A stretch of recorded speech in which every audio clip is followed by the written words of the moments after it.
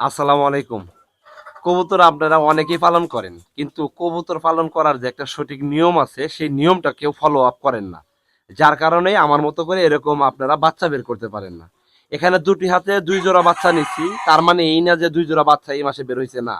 আরো চাইলে এখান থেকে আরো 4-5 জোড়া বাচ্চা এরকম বয়সের বাচ্চা আমি বের করে আপনাদেরকে দেখাইতে পারবো, এখন দেখাইতে পারবো।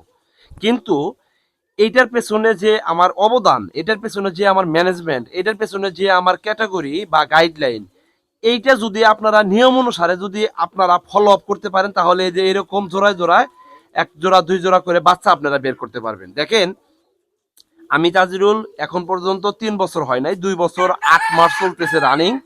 এক জোড়া লক্ষা জাতের কবুতর থেকে আজকে এ পর্যন্ত প্রায় 70 জোড়ার উপরে কবুতর আমি বের করতে পারছি আমার এই কবুতর লফটে, আলহামদুলিল্লাহ, শুক্রিয়া।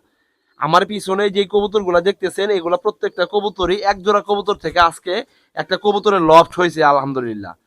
তো এইটা কেন হয়েছে, কিভাবে হয়েছে, আপনারা একটু ঠান্ডা মাথায় চিন্তা করেন, দেখবেন আমি তাজরুল ভাই কত ধরনের ভালো একটা পর্যবেক্ষণের মাধ্যমে এই এরকম এক জোড়া করে বাচ্চা আমি বের করতে পারতেছি প্রত্যেকটা মাস্টার পেয়ার কবুতর থেকে।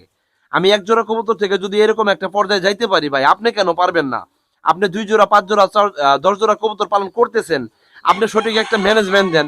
শুধু কবুতর ক্রয় করে নিয়ে আপনার বাসাতে সেট আপ দিলেন, আপনার লফটে সেট আপ দিলেন, আর আপনি কবুতর প্রতি মাসে থেকে বাচ্চা পাবেন, এটা কখনোই ভাই পসিবল না। এইটাকে মানে প্রখর লেভেলের একটা গাইডলাইনের মাধ্যমে রাখতে হয় ভাই। আপনি ডোজ যদি না করান, আপনি যদি ঘরে ভাবে বা ঘরোয়া ভাবে অথবা খাঁচাতে কবুতর পালন করেন, তাহলে আপনার প্রত্যেকটা বিষয়ের উপরে গুরুত্ব দিতে হবে।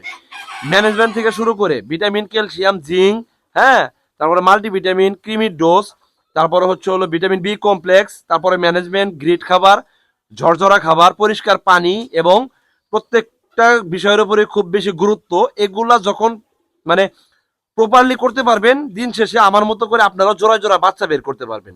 দেখেন, আমি কোনো ম্যাজিক জানি, আমি কি কোনো ম্যাজিশিয়ান না ভাই। আমি ন্যাচারালি আপনার মতো একটা ভাই, আপনার মতো একটা মানুষ। আমি যদি আমার কবুতরের কাছ থেকে প্রতি মাসে বাচ্চা বের করতে পারি, তাহলে আপনি কেন পারতেছেন না? আপনার কবুতর ডিমই পারতেছে না, আপনার কবুতর ডিম পারতেছে জমতেছে না, আপনার কবুতর জমতেছে ডিম কিন্তু বাচ্চা বের হইতেছে না, ডিমের ভিতরে বাচ্চা মারা যাইতেছে। এই যে যে সকল ধরনের একটা সমস্যা, এটা প্রতিনিয়ত আপনারা যারা আমাকে কমেন্ট করেন এবং আমার কাছে যারা জানতে চান, এই যে ভিডিওতে দেখেন মোবাইল নাম্বার, এই মোবাইল নাম্বারে যারা হোয়াটসঅ্যাপ করেন, ইমো করেন, তারা বলেন যে ভাই এই ধরনের সমস্যা আপনাদের হচ্ছে। তো ভাই কেন হইতেছে এই বিষয়টা আপনি ফাইন্ড আউট করেন, খুঁজে বের করেন আপনার সমস্যাটা কোথায়, আপনার কবুতরের কোন জায়গায় প্রবলেম।